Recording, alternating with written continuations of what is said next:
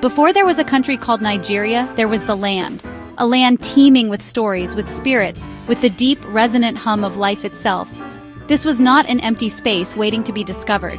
It was a mosaic of peoples, a vibrant tapestry of cultures woven over thousands of years. To speak of Nigeria's beginning is to speak of a time when history was not written in books, but was etched into the earth, sung in epic poems, and molded into terracotta clay. The air itself seemed to hold the memories of kings and queens, of farmers and artists, of societies that rose and fell like the tides of the great rivers, the Niger and the Benue, that gave the land its lifeblood. It was a world rich with its own logic, its own philosophies, and its own profound understanding of community and existence. Our story does not start with the arrival of strangers from across the sea. It begins much, much earlier, in the soil that our ancestors tilled. It begins with the Nok, who lived in the central part of what is now Nigeria nearly 3,000 years ago. They were a people of remarkable skill. They understood iron, smelting it in furnaces that glowed under the African sky, long before many other parts of the world had unlocked its secrets. They were farmers, yes, but they were also artists of incredible sensitivity. Their legacy is not just in the iron tools they forged, but in the hauntingly beautiful terracotta sculptures they left behind. These figures, with their elongated heads, expressive eyes, and intricate hairstyles, are more than just art. They are a conversation across millennia, a whisper from a civilization that knew its own worth. Imagine the world they inhabited, a world where the rhythm of life was dictated by the seasons, the coming of the rains, the harmattan's dusty breath. Community was everything. It was the web that held each person, providing support, identity, and a sense of place. Decisions were not made by a distant, faceless authority, but often through councils of elders, men and women, whose wisdom was their currency. Spirituality was woven into the very fabric of daily life. The gods were not remote beings. They were present in the rustle of leaves, the flow of the river, the fertility of the soil. Ancestors were not gone. They were simply in another realm, watching over their descendants, offering guidance and expecting respect in return. This was a world of deep connection, a world of belonging. To understand Nigeria today, we must first understand this foundation. We must reject the single story of a dark continent and embrace the complex, nuanced truth of our past. The echoes of these ancient kingdoms are still with us. They live in our languages, in the cadences of our speech. They are present in our art, in the patterns on our fabrics, in the flavors of our food.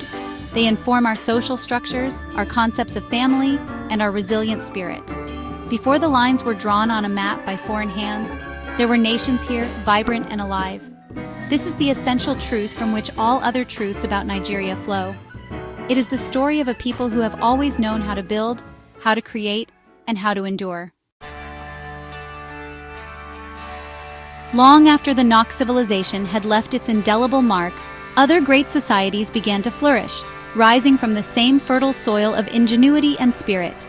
In the southwestern forested regions, the Kingdom of Ife emerged as a spiritual and cultural heartland, a place of immense significance for the Yoruba people.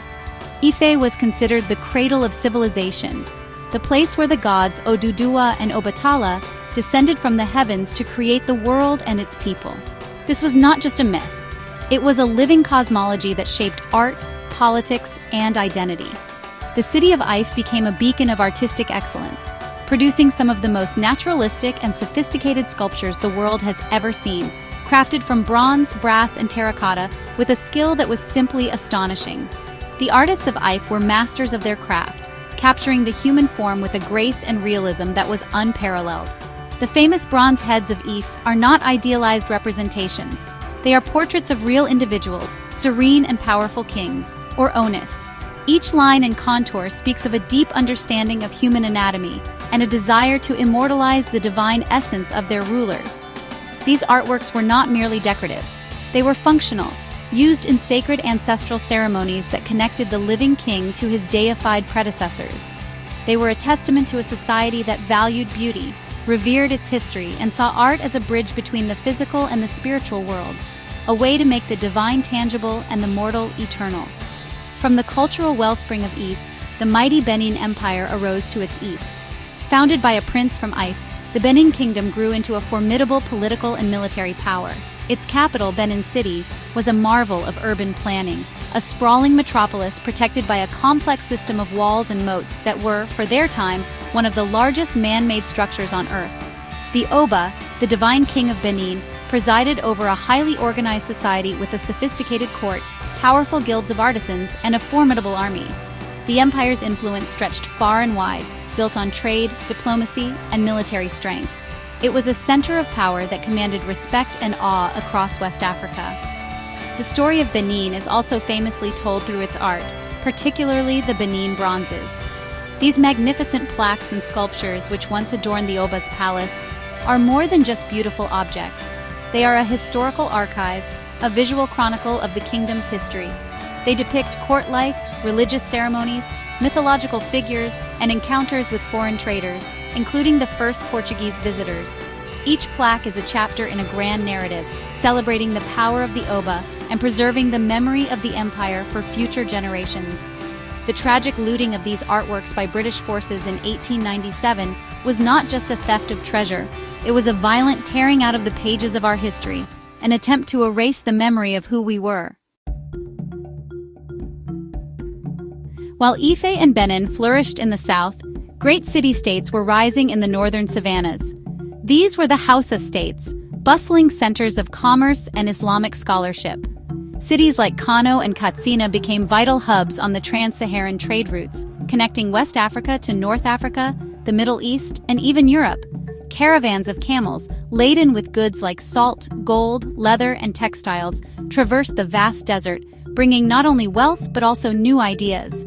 Islam arrived with these traders and scholars, and over centuries it became deeply woven into the fabric of Hausa society, influencing law, education, architecture, and daily life.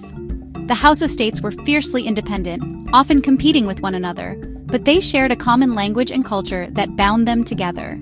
In the southwest, the Yoruba people, who looked to Ife as their ancestral home, built a powerful and sprawling empire of their own, the Oyo Empire.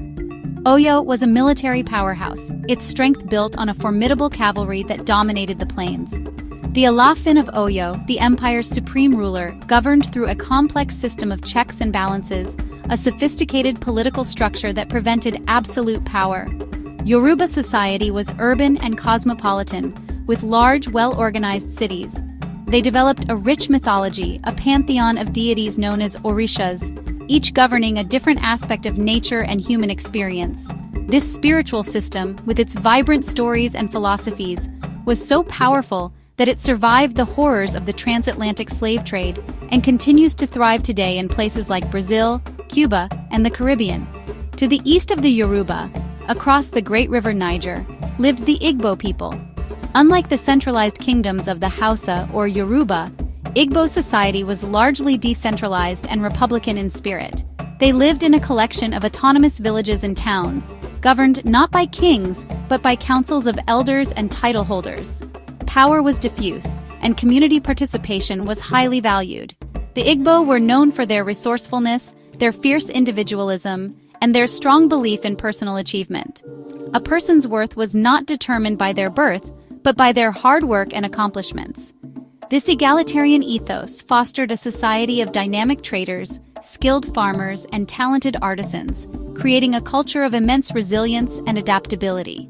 These three great cultures, Hausa Fulani, Yoruba, and Igbo, along with hundreds of other ethnic groups, formed the rich human landscape of the land that would become Nigeria. They were different in many ways, in their political structures, their religious beliefs, their languages. Yet, they were also connected. They traded with one another, their ideas mingled, and their histories intertwined. The Fulani, a nomadic people, spread across the north, eventually leading a jihad in the early 19th century that united the Hausa states under the Sokoto Caliphate. The Yoruba and Benin kingdoms shared deep ancestral ties. The Igbo traded extensively with their neighbors. This was the complex, dynamic, and living world that existed long before the arrival of the British, a world of our own making. The arrival of European traders, first the Portuguese and later the British, began to slowly but inexorably change the destiny of these kingdoms. At first, the relationship was based on trade. Our people traded palm oil, ivory, and other goods for European products. But this trade soon took a monstrous turn. The transatlantic slave trade became a dominant force, a brutal enterprise that tore millions of our people from their homes, inflicting a wound so deep that its scar is still visible on the soul of the continent. The demand for human beings fueled conflict, destabilized societies, and left a legacy of immense pain and loss. It was a dark chapter, a period when the value of a human life was measured in profit. As the 19th century progressed, the relationship shifted from trade to conquest. The Industrial Revolution in Europe created a voracious appetite for raw materials, and Africa was seen as a vast repository to be exploited. This economic motive was cloaked in the language of a civilizing mission, the paternalistic and racist idea that Europe had a duty to bring commerce, Christianity, and civilization to our people, as if we had no civilization of our own. The scramble for Africa began, and Britain, with its powerful navy and industrial might, moved to assert its control over the area around the River Niger. Using a combination of deceptive treaties, political manipulation, and brute military force, they systematically dismantled our ancient political structures, one by one. The conquest was not a peaceful affair. It was met with fierce resistance. From the armies of the Sokoto Caliphate in the north to the warriors of the Benin Kingdom and the Aro Confederacy in the south, our people fought bravely to defend their sovereignty. But they faced a technologically superior force. The Maxim gun, a weapon of terrifying efficiency, cut down our soldiers. In 1897, a British expedition sacked Benin City, burning it to the ground and looting its priceless artistic treasures. This act of cultural vandalism was repeated across the land. Kings were exiled, traditional institutions were undermined, and a new order was imposed at the barrel of a gun. The old ways were declared primitive, and the new ways of the white man were presented as the only path to progress. The culmination of this process came in 1914. A British colonial administrator named Lord Frederick Lugard, for reasons of administrative convenience and economic efficiency, decided to merge the northern and southern protectorates into a single entity. This was the amalgamation. The new colony was named Nigeria. This act was done without any consultation with the people who lived on the land. It brought together hundreds of different ethnic groups, with vastly different histories, languages, and cultures, into a single political cage. The Hausa Fulani, the Yoruba, the Igbo, and many others were now Nigerians, a new identity forged not by shared will, but by a colonial decree. This arbitrary fusion would become the source of many of Nigeria's future challenges, a fault line running deep beneath the foundation of the new nation. Life under British rule was a study in contrasts. The colonizers built railways, roads, and schools, but these were, designed primarily to serve the colonial economy, to transport raw materials from the interior to the ports for export. A new class of Western-educated Nigerians emerged, trained to serve as clerks, interpreters, and low-level functionaries in the colonial administration. These individuals were often caught between two worlds, the world of their ancestors and the new world of the British. They saw firsthand the hypocrisy of colonial rule, the talk of liberty and justice in Britain, and the reality of racial discrimination and economic exploitation in Nigeria. This growing class of educated elites would soon become the vanguard of the independence movement. The seeds of nationalism began to sprout.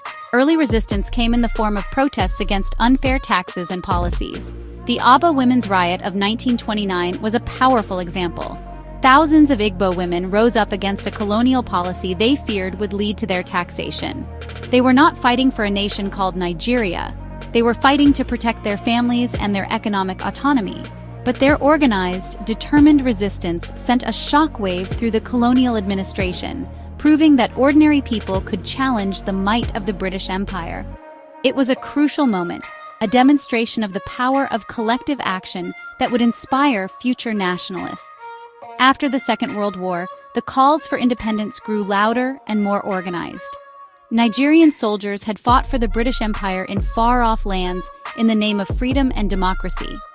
They returned home with a new perspective, unwilling to accept second-class citizenship in their own country. Political parties began to form, articulating a vision for a self-governing Nigeria. Men like Herbert Macaulay, often called the father of Nigerian nationalism, laid the groundwork. He was followed by a new generation of dynamic and charismatic leaders who captured the imagination of the people. They were men of immense intellect and passion, ready to fight for the right to determine their own destiny. The three most prominent figures of this era represented the three major regions of the country. In the north, there was Sir Ahmadu Bello, the Sardana of Sokoto, a calm and aristocratic leader who sought to protect the interests of his region. In the west, there was Chief Obafemi Awolowo, a brilliant intellectual and meticulous planner who championed federalism and social welfare. And in the east, there was Dr. Nnamdi Azikiwe, affectionately known as Zik, a fiery orator and Pan-Africanist who ignited the flame of freedom in the hearts of millions. Though they had different visions for the future of Nigeria and often competed for influence, they shared a common goal: the end of British rule. Their speeches, their writings, and their political maneuvering pushed Britain to finally set a date for our freedom. The day finally came, October 1st, 1960, a day etched forever in the memory of our people. The air in Lagos, the capital, was thick with an emotion that was a mixture of joy, hope, and, honestly, a little bit of apprehension. At the stroke of midnight at the racecourse, a ceremony of profound symbolism took place. The British flag, the Union Jack, which had flown over our land for decades as a symbol of foreign domination, was lowered for the last time. In its place, a new flag was raised, a flag of green, white, and green. Green for the forests and abundant natural wealth of our land, white for peace. As it climbed the flagpole, a mighty roar erupted from the crowd. We were free. We were a nation. For ordinary people, independence was not just a political event. It was a deeply personal and emotional experience. It meant the restoration of dignity. It was the belief that their children could now aspire to any height, unhindered by the color of their skin. It was the hope that the wealth of the land would finally be used to benefit its own people, to build more schools, more hospitals, and more opportunities. There were celebrations across the country, from the smallest villages to the biggest cities. People danced in the streets, sang songs of freedom, and shared meals with their neighbors. There was a palpable sense of optimism, a feeling that a great and glorious future was about to begin. We were the masters of our own house at last. The first Prime Minister of an independent Nigeria, Sir Abubakar Tafawa Balewa, delivered a moving speech that day. His words captured the solemnity and the promise of the moment. He spoke of our diversity not as a weakness but as a source of strength. He spoke of the challenges ahead but also of his unwavering faith in the ability of Nigerians to build a prosperous and united nation. The world watched as Nigeria, the giant of Africa, took its first steps onto the world stage. We were a nation of immense potential, with a large population, vast resources, and a vibrant, talented people. The hopes of not just Nigerians, but of the entire African continent, rested on our shoulders. However, the dawn of independence also revealed the deep cracks in the foundation of the nation that the British had built. The 1914 amalgamation had yoked together peoples with different ambitions and fears. The political system we inherited was a fragile parliamentary democracy, where power was contested along regional and ethnic lines. The leaders who had united to fight for independence now found themselves competing for control of the new nation. The optimism of 1960 was real, but it was also papered over the unresolved question of how to truly forge one nation out of the many peoples the British had brought together. The journey ahead would be far more difficult than anyone could have imagined on that joyous October day. The initial years of independence were turbulent. The political landscape was fraught with tension as regional rivalries intensified. The competition for power and resources created an atmosphere of suspicion and instability. The dream of unity began to fray at the edges. This political turmoil culminated in 1966 with two bloody military coups. The first in January, led by junior officers, primarily of Igbo extraction, resulted in the deaths of key political leaders from the north and west. The second, a counter-coup in July, led by northern officers, was even bloodier and led to the targeted killing of Igbo officers and civilians. These events shattered the nation's innocence and set it on a path to self-destruction. The violence against the Igbo people living in the north escalated into widespread massacres. Fearing for their lives, hundreds of thousands of Igbos fled back to their ancestral homeland in the east. The sense of belonging to one Nigeria was broken. In May 1967, the military governor of the Eastern region, Lieutenant Colonel Chukwuemeka Odumegwu Ojukwu, declared the independence of the Republic of Biafra. The Nigerian federal government refused to accept the secession. The result was a brutal and tragic civil war that lasted for 30 months. It was a war of brother against brother, a conflict that would leave a permanent scar on the nation's psyche. The Nigerian Civil War, or the Biafran War, was a human catastrophe. The federal side imposed a blockade on Biafra, which led to mass starvation. Images of children with swollen bellies and stick-thin limbs shocked the world but did not stop the fighting. Over 1 million people, mostly civilians, died from hunger, disease, and the violence of war. It was a period of immense suffering and trauma, a time when the promise of 1960 turned into a nightmare. The war ended in January 1970 with Biafra's surrender. The federal government, under General Yakubu Gowon, declared a policy of no victor, no vanquished in an attempt to promote reconciliation. But wounds so deep are not easily healed. The end of the war did not bring a return to democracy. Instead, it ushered in a long period of military rule. For most of the next 3 decades, Nigeria was governed by a succession of military dictators. The soldiers who had presented themselves as saviors of the nation often became its oppressors. This era was marked by the suppression of human rights, the silencing of dissent, and rampant corruption. The country's vast oil wealth, instead of being used for national development, was often plundered by those in power. Despite the darkness of these years, the Nigerian spirit of resilience endured. Journalists, activists, lawyers, and ordinary citizens continued to fight and agitate for a return to democratic rule, often at great personal risk. The journey back to democratic governance was long and arduous, a struggle filled with false starts and betrayals. The military regimes promised to hand over power, but often found excuses to cling to it. One of the most painful moments came in 1993.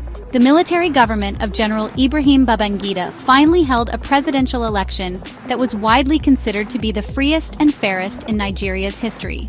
A wealthy businessman named Chief Moshood Abiola, a Yoruba man, appeared to have won a clear victory. For a moment, it seemed that Nigeria had finally overcome its ethnic and regional divisions, as Abiola had won votes across the country. But the hope was short-lived. In a shocking move, the military annulled the results of the election, plunging the country into a deep political crisis. Protests erupted, especially in the southwest, but they were brutally suppressed by the regime that followed, led by the iron-fisted General Sani Abacha. The Abacha years represented the darkest period of military dictatorship. His regime was characterized by extreme repression, political assassinations, and the imprisonment of activists, including the winner of the 1993 election, Chief Abiola. The country became a pariah state, isolated from the international community. Yet, even in this climate of fear, the flame of democracy was kept alive by the courage of countless Nigerians who refused to be silenced. The sudden death of General Abacha in 1998, followed shortly after by the death of Chief Abiola in detention, created a political opening. The military finally seemed to understand that its time was up. A new transition program was initiated, and in 1999, Nigeria held elections that, while not perfect, were accepted as legitimate. A former military head of state, Olusegun Obasanjo, who had himself been imprisoned by Abacha, was elected president. On May 29, 1999, he was sworn in, marking the end of 16 years of continuous military rule and the beginning of Nigeria's Fourth Republic. It was a moment of profound relief and renewed hope, a second chance to build the nation that had been envisioned in 1960. Since 1999, Nigeria has managed to sustain an unbroken chain of democratic rule. We have had several cycles of elections, leading to peaceful transfers of power between different political parties and leaders. This, in itself, is a monumental achievement for a country with our history of coups and instability. The democratic space has allowed for a more vibrant civil society, a freer press, and greater public debate. However, the path has not been smooth. Our democracy is still young and fragile. It is challenged by issues of electoral malpractice, corruption, insecurity, and the persistent pull of ethnic and religious loyalties. The long walk to democracy did not end in 1999. It is an ongoing journey that requires the constant vigilance and participation of every citizen. Today, on June 10, 2025, Nigeria stands as a nation of incredible complexity and contradiction. We are a country of immense challenges. The specter of insecurity, from the Boko Haram insurgency in the northeast to banditry and kidnapping in other parts of the country, casts a long shadow. Economic inequality remains a stark reality, with staggering wealth existing alongside deep poverty. Corruption continues to eat away at the fabric of our society, hindering development and fueling public cynicism. The old fault lines of ethnicity and religion are still easily exploited for political gain, threatening the fragile unity we have worked so hard to maintain. To tell the story of Nigeria is to be honest about these struggles. Yet, to tell the story of Nigeria is also to celebrate its undeniable achievements and its boundless potential. We are a nation of survivors, a people of unbreakable spirit. Our greatest resource is not the oil beneath our soil, but the energy, creativity, and resilience of our 200 million-plus people. Nigerian writers, musicians, and artists are shaping global culture. Nollywood, our film industry, is a global phenomenon, telling our stories in our own voices. Our tech entrepreneurs in Lagos are building innovative solutions to local and global problems. And everywhere, in every market, on every street, you will find the hustle, the drive, and the optimism of ordinary Nigerians striving to build a better life for themselves and their families. The story of Nigeria is not a single story. It is a symphony of millions of individual stories, a cacophony of different voices, dreams, and aspirations. It is the story of the market woman in Onitsha, the cattle herder in Sokoto, the software engineer in Yaba, and the student in Zaria. Our diversity, which has so often been a source of conflict, is also our greatest strength. It gives our culture its dynamism, its vibrancy, and its depth. To be Nigerian is to navigate this complexity, to hold both the frustration and the hope in your heart at the same time. It is to be fiercely critical of our failings while remaining fiercely proud of our identity. The journey of Nigeria, from the ancient Nok to the present day, is an epic still being written.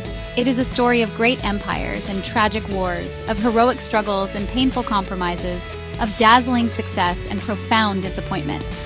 We are a young nation in the grand scheme of history, still learning how to live with one another, still figuring out how to fulfill the immense promise of our birth. The future is not guaranteed. It must be built. It will be built by the choices we make today.